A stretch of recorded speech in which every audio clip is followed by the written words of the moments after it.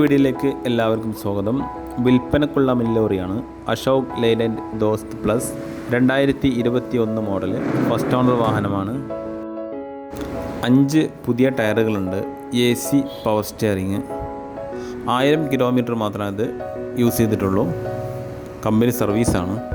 താല്പര്യമുള്ളവർ വിളിക്കുക 93 88 111 775 9388111775. ഒറിജിനൽ കേരള വാഹനമാണ്.